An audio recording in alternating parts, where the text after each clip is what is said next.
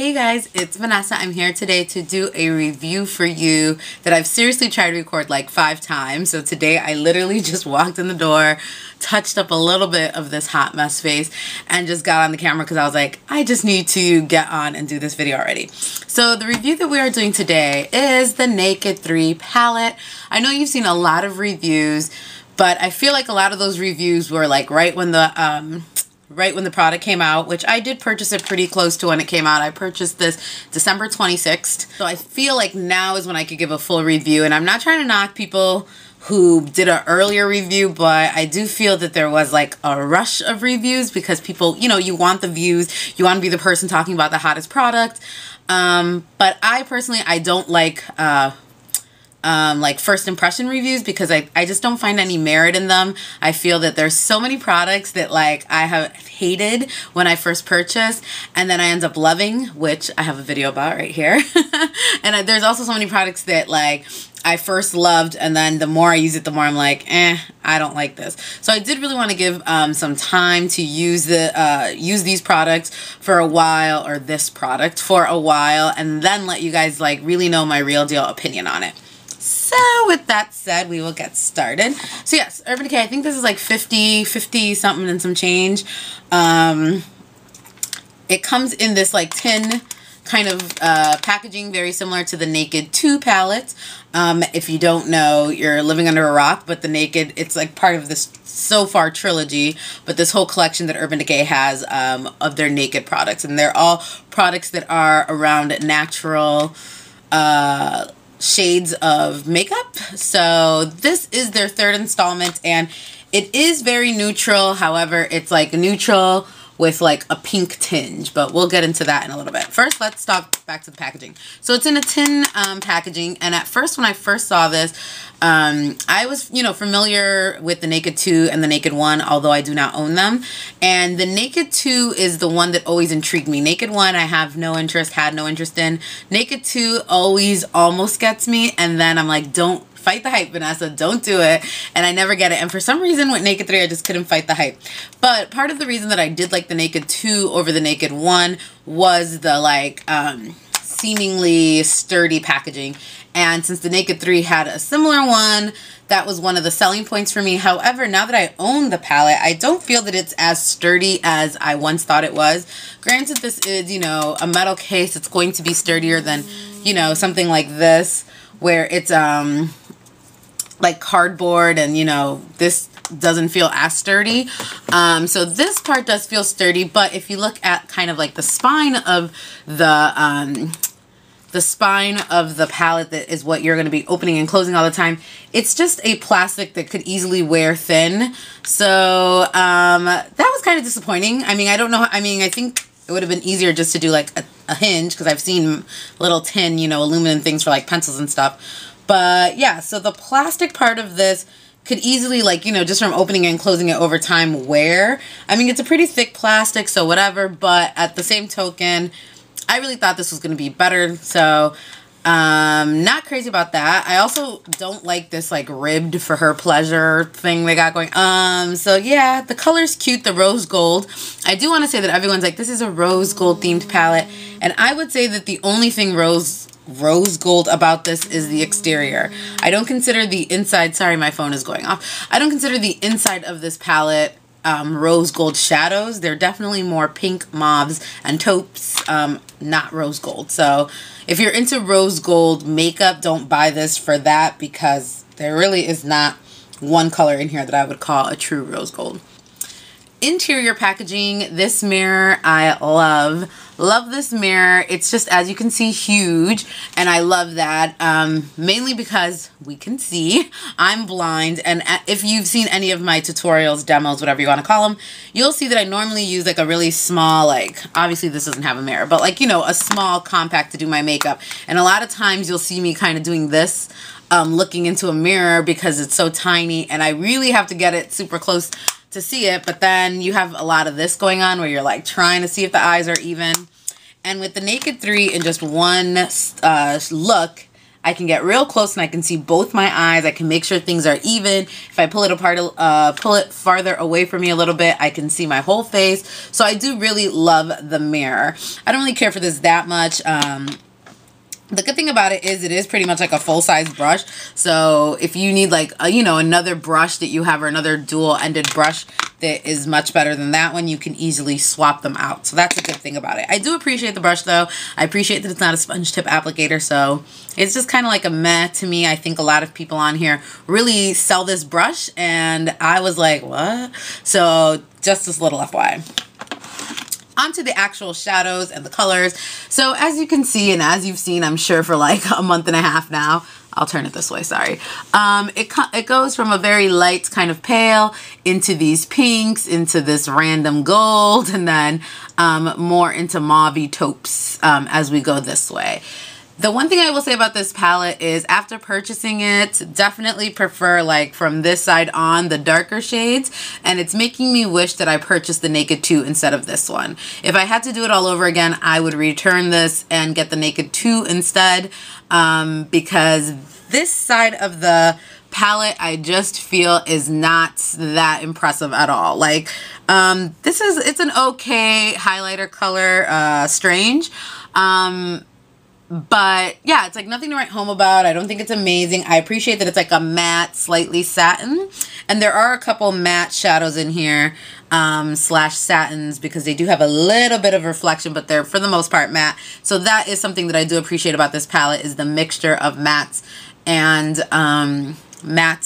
shimmers. Just to see this, I haven't seen it on a lot of darker skin tones. I haven't really seen anyone much darker than me review it, and I would like to see it on other skin tones, because even on me, who I consider myself pretty pale for, you know, an ethnic chick, and I think that some of these colors come out like kind of ashy on me and weird. Some of them are like really annoying to work with, like the second color, Dust. This color, I don't know if you can see on here how like flaky it is. And a lot of people, when I saw the reviews, they were saying like, oh, its swatch is kind of flaky, but you know, once you use it, it's, you know, that goes away. And I disagree with that. I feel like it's flaky when you put it on, it goes all over, and I hate that color. And then Trick, which is this color, it's this kind of like Amber Lights-esque coppery color.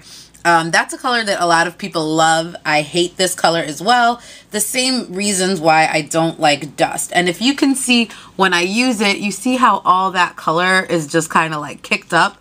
There's so much kick up, and this one only has like a little bit. But it is really annoying to use. I'm hoping you can see that. Really annoying to use that Trick color. And I think that's a perfect name for it, because it is like, I feel like I was tricked with that color, because it sucks. Like it is very pigmented, but it's just so annoying to work with. When I use both of those colors, there's just so much particles on my cheeks, and I don't know. And really from Trick over here, all these colors, aside from the highlight, because obviously it's a big difference, they have such small nuances that a lot of them just don't look that different on my eye. When I put them on, it just kind of looks like a shimmery pink, no matter what I do with it. And I could make it work, but it's just more work than I want. So not jazzed about. From the color Nooner on, we're on. I love that side of the palette. The darker side of the palette is definitely my favorite, and I really love it. One of my favorite colors on here is Mugshot. It's just a beautiful one of these colors, very similar to MAC Satin Taupe.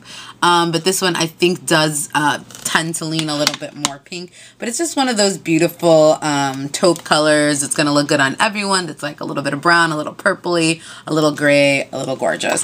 That's definitely one of my favorite colors, as is Dark Side, which is just like a deeper version of it. And Factory is really nice as well, which is, again, a deeper version of it.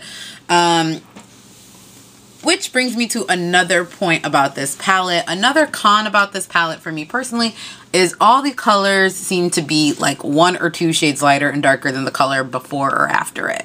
So the variety is not as varied as I think maybe the first Naked palette or other palettes. You just, the looks that you kind of end up creating with this all kind of look the same, or just slightly tweaked versions of the look. I wore, seriously, this is probably the most used eyeshadow I've used in the past month because I was really trying to give it a good use, and I don't feel like my eyes look that different. They just always kind of look like a pinky taupe. And this is kind of like a vain, no pun intended, like a vain, conceited measure of success, but I seriously got like 0 compliments any time that I wore this on my makeup, and I don't think that I'm like this professional, amazing makeup artist. However, normally when I do use like a new palette, or I actually take the time to do my makeup, somebody will say, oh my god, I love that eyeshadow, I love that. Never once did someone say, oh my god, what's on your eyes, I love it. So to me, that's like a #1 sign that something is kind of fuddy-duddy, because I'm telling you that always someone, if it's not a stranger, if it's not even my own mom, somebody will say like, I love what's going on your eye, what's happening there. And not once in a month that I wore this, that I actually took the time to do like a nice look, did anyone ever say that to me. So that to me is like the ultimate, like that was the cherry on this disappointment Sunday for the Naked 3 palette. Overall, would I purchase this again? No. Would I recommend that you purchase this? Not really. I can see it working well. I think it looks gorgeous with people who have like dark hair and dark eyes and a pale skin tone. I do think, not that this palette specifically, but these types of colors look really pretty on people of that complexion, kind of what I got going on. And I also think it looks really pretty on people who are like blonde and that sort of thing. I think, like, again, I haven't really seen this palette on darker skin tone, so I'm very curious what this would come off on a darker skin tone. Do these lighter colors come off ashy? Does it work for them? Yeah, so I just don't think it's amazing. I think, you know, obviously that's subjective. You might love this palette. You might swatch it. I swatched it a few times in the store and I was like, yeah, I need this. So you never know. For me, really, I would say though, if you are a crazy makeup enthusiast, if you are someone like me who's been really into makeup like all her life, and I have a giant collection of makeup, did I need this palette? Absolutely not. I think that there are a lot of similar colors in my existing collection to this, and there are also similar colors that perform better than the colors in here. Granted, I don't have them all in one palette, but really, I don't think that that makes up for like the $50-something price tag of this. I would say check out maybe 1 or 2. This one, it doesn't seem as stellar as the reviews that I've heard for the 1 and the 2. Like I said, I wish I could take it back and buy Naked 2. At this point, I just kind of own it and it's fine. When I do makeup on other people, I tend to do a lot of bridal makeup. So I do think that these are nice colors that, you know, brides kind of like. So I don't mind owning it. It's not going to like kill me or anything like that. But could I wholeheartedly recommend this to you? I would say that this has to go down and don't believe the hype. So, I mean, I'm sad to be, you know, so negative about it, and I don't like always being the negative Nancy here on YouTube, but I do really want to give you guys like my real opinion, and I think if you like a lot of the things I've recommended to you, I just want to give you a heads up, because I felt gypped like the first week that I used this. I was like, damn, that was like $150 spent on this eyeshadow that I didn't really think I needed. So that's that. I hope you guys like that. Let me know down below. Do you have the Naked 3? Are you head over heels for it? Do you hate it? That sort of thing. Just talk to me. Talk to me. All right, guys. Talk to you later. Bye.